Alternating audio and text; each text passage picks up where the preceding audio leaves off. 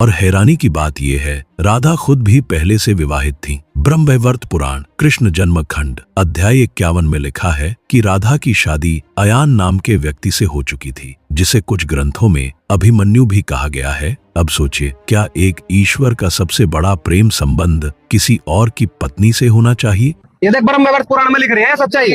राधा जी जब 12 साल की हुई, देख 12 वर्ष बीतने पर उनकी नई युवावस्था देखकर किसी रायण नामक वैश्य के साथ विवाह संबंध कर दिया गया। ये प्रदीप मिश्रा ने आधी सच्चाई बताई। रायण के साथ ब्याह होया था राधा का। ये राधा है, राधा पुंडलीक में प्रकट हो गई थी। ये ठीक है, मेरा डर गया पूरी सच्चाई देख। भगवान कृष्ण की माता यशोदा का वह रायण सहोदर यानी सगा भाई है, और यहाँ के संबंध में उसका मामा है। राधा उसकी मामी थी कृष्ण की। आधी सच्चाई बताई, पर सही बताई।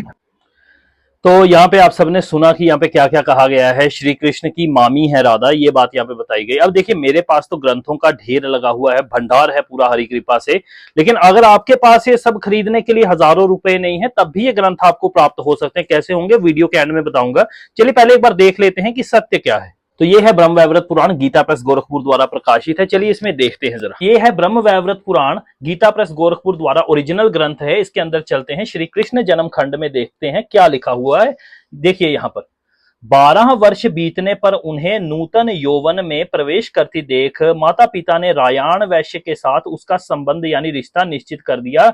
उस समय श्री राधा घर में अपनी छाया को स्थापित करके स्वयं अंतर्ध्यान हो गई। उस छाया के साथ ही उक्त रायाण का विवाह हुआ था, यानी कि माता जी का विवाह उनके साथ नहीं बल्कि उनकी छाया का विवाह हुआ था। अब यहाँ पे ये भी बताते हैं, साक्षात राधा श्री कृष्ण के वक्षस्थल में वास करती थी और छाया राधा रायण के घर में। तो यहीं से सिद्ध हो जाता है कि रायण का जिसके साथ विवाह हुआ तो माता राधा नहीं बल्कि उनकी छाया थी। ब्रह्मवैवर्त पुराण में से हमने देख लिया। अब इन्हीं की वीडियो में ये देखिए, बीच में एक लाइन है जिसको इन्होंने स्किप कर दिया, जहां पर स्पष्ट लिखा हुआ है कि राधा जी वहां से चले जाती है, उनकी छाया रह जाती है और उसी छाया का विवाह रायण से होता है। अगर ये बीच वाली लाइन पढ़ा देंगे तो हिंदुओं को बरगलाएंगे कैसे?